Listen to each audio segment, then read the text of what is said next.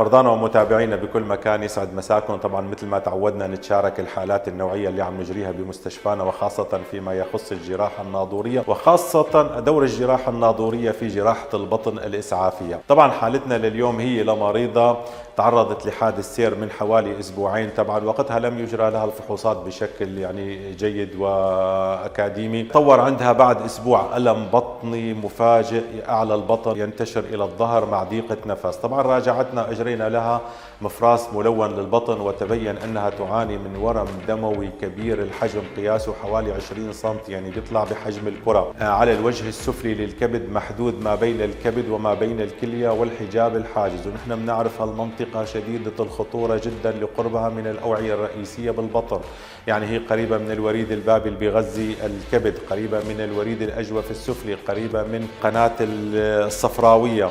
طبعا تمت العملية والحمد لله بنجاح وعن طريق الناظور من خلال 4 ثقوب صغيرة، والحمد لله كانت أمور المريضة جيدة جدا، وتكللت العملية بالنجاح وتخرجت المريضة. وبالنهاية نتمنى السلامة لجميع مرضانا.